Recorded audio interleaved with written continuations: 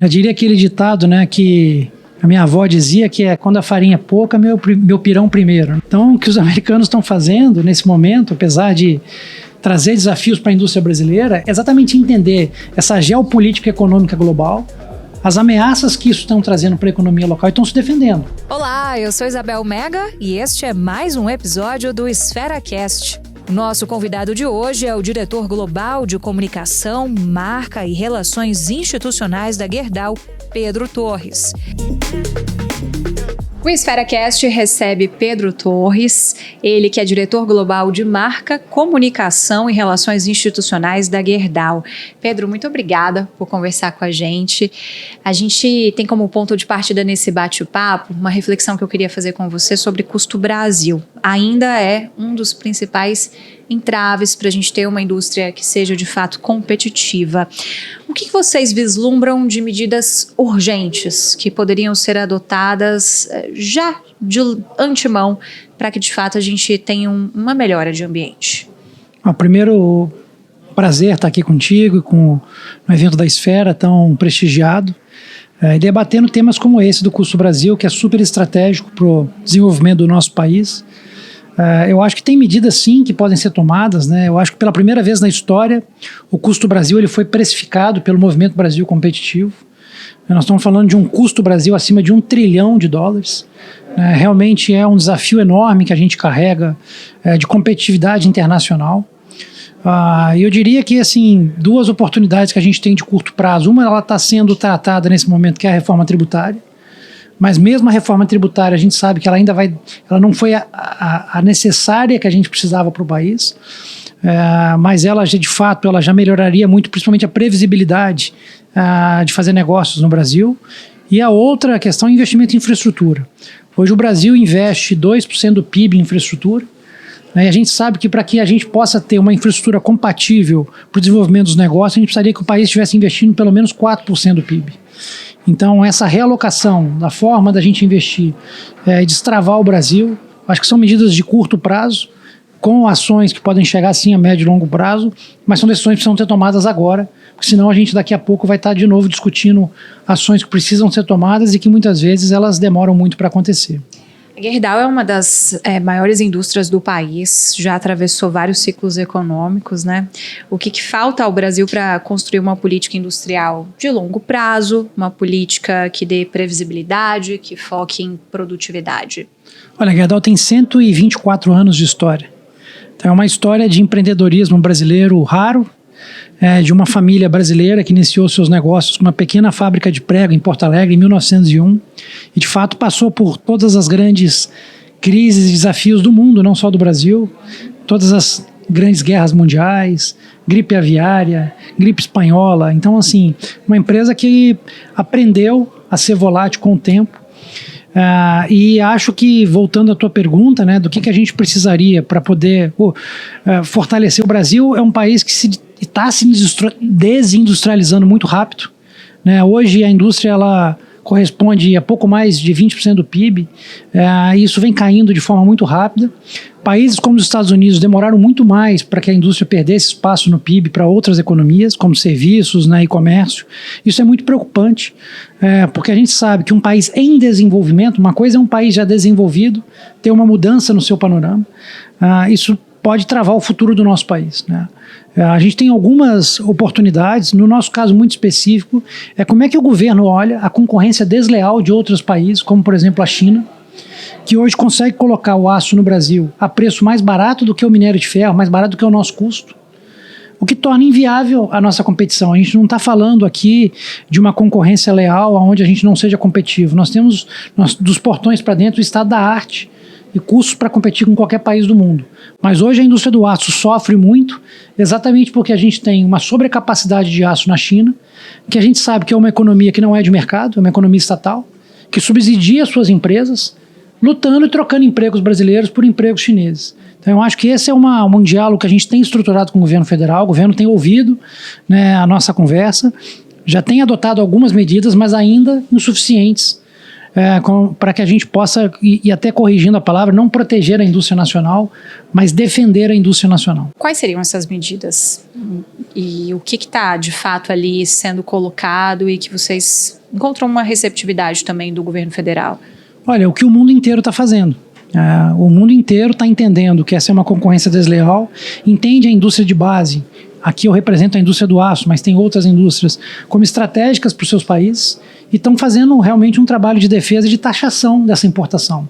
Então, União Europeia, 25%, México taxou em 25%, Estados Unidos acabou de subir a 50%, porque entendeu que os 25% não eram eficazes, Chile, 25%. Então, o Brasil ficou como um grande funil exposto a esse grande excedente de aço chinês que está sendo defendido na maioria dos países em desenvolvimento ou desenvolvidos, e o Brasil demorou muito para tomar muitas dessas decisões. Agora o governo acabou de adotar uma medida intermediária para algumas linhas de produto, mas a gente entende que a forma como esse mecanismo ela precisa ser aperfeiçoada para que o Brasil consiga, de fato, se defender dessa importação predatória do mercado chinês, e esse é o diálogo constante que a gente tem tido com o MIDIC, com os órgãos, né, do governo federal, mostrando a importância de uma indústria de base forte, inclusive para a gente poder ter investimento em infraestrutura em um país desenvolvido. Você citou Estados Unidos e houve uma sacudida mundo afora com o tarifaço de Donald Trump. A gente ainda está tentando entender muita coisa e nos pormenores relativos a cada setor. Mas como é que vocês, na Gerdau, estão vendo isso? Olha, o que a gente entende, né, é que os Estados Unidos estão defendendo seus interesses, né? Já diria aquele ditado, né, que a minha avó dizia que é quando a farinha é pouca, meu pirão primeiro, né? Então, o que os americanos estão fazendo nesse momento, apesar de trazer desafios para a indústria brasileira, é exatamente entender essa geopolítica econômica global, as ameaças que isso estão trazendo para a economia local e estão se defendendo. Para nós da Gerdau, esse é um movimento que nos beneficia, porque a gente é uma empresa que opera nos Estados Unidos, praticamente metade da nossa receita hoje é gerada lá. Então a gente entende que é uma medida que ela nos ajuda à medida que a gente opera e ela inibe essa entrada de produtos que são, digamos assim, subsidiados pelo governo chinês. Mas ela traz uma preocupação para nós, de outro lado, que se o Brasil não se defender, o Brasil se torna ainda mais vulnerável, porque os Estados Unidos estão se fechando ainda mais e provavelmente mais produto vai ser escoado para cá, que não vai conseguir mais entrar no mercado americano. Então se torna ainda mais urgente com o que os Estados Unidos estão fazendo, com que o governo brasileiro acelere as suas decisões sobre a concorrência do aço, principalmente chinês. Um tema que, enfim, está muito em voga desde a aprovação no ano passado é a questão do mercado regulado de carbono também, né? A gente está falando de um contexto de ano de COP, um preparativo, digamos, de discussões que a gente vai ter em novembro também, né? É algo tido como, de fato, inevitável, e pode ser uma oportunidade estratégica também para a própria indústria, né? Como que a Gerdau lida com esse desafio? O que o setor espera do governo? Olha, a gente vê com muito bons olhos, acho que o mundo precisa que isso ocorra, que esse mercado seja regulado e que tenha regras claras. Eu acho que a gente tem uma posição privilegiada no Brasil. A Gerdau é a produtora de aço brasileira que menos emite gases de efeito estufa. A gente está entre as produtoras globais que menos emitem, a gente emite menos do que a média global, menos do que a metade da média global do setor, porque 70% da nossa produção vem da reciclagem da sucata. Então a gente é uma empresa que nasceu na economia circular, então a gente consegue ter uma matriz de produção muito interessante. Só o que nos preocupa nessa regulação, nessa discussão, é que a gente também não seja punido, que seja mais um encargo para uma indústria que já é tão competitiva, que já falta tanta competitividade, e a gente já está num lugar de muito destaque nesse ambiente. Então eu acho que é uma discussão necessária, importante, mas que ela tem que levar em conta a posição privilegiada que o Brasil já está, e para que a gente use isso a nosso favor, e não que isso seja mais um peso para a indústria brasileira. Falar de competitividade também passa por inovação, né? Como é que o setor industrial brasileiro pode avançar pensando em digitalização, pensando em adoção de estratégias da indústria 4.0, mas fazendo isso sem perder a conexão de fato ali com o chão de fábrica, que se aplica muito a vocês, essa expressão que é curiosa, né? Não, acho que a tecnologia chegou para ajudar. Ela é um habilitador de competitividade, de custo, né? Não existe mais hoje como você ter uma indústria sem tecnologia, sem inteligência artificial, não só para competitividade e custo, mas para outros exemplos que eu vou dar, por exemplo, como, por exemplo, segurança do trabalho. Hoje a gente usa, por exemplo, preditivos de inteligência artificial em diversos equipamentos das nossas usinas, que eles conseguem nos antecipar a probabilidade daqueles equipamentos, por exemplo, terem um problema e evitarem, por exemplo, um acidente de trabalho. A gente consegue parar o equipamento antes. Então, eu acho que muito menos do que substituir a mão de obra, do que a gente economizar, é como que isso ajuda, principalmente nesse cenário de custo Brasil, dos desafios que a gente está comentando aqui, a ser mais competitivo, utilizando a tecnologia a nosso favor. A gente chegou naquele momento final de 5 perguntinhas em 1 minuto, valendo a partir de agora. Uma característica sua que te fez chegar onde você está hoje? Olha, uma característica minha, eu acho que é a humildade para entender que a gente tem que estar sempre aprendendo e continuar sendo um eterno aprendiz. Uma coisa que você faria de diferente na sua carreira? Olha, eu acho que talvez eu teria tido mais cedo a experiência internacional na minha carreira. Se você fosse presidente, tivesse todo o poder nas mãos, qual a primeira lei que sancionaria amanhã?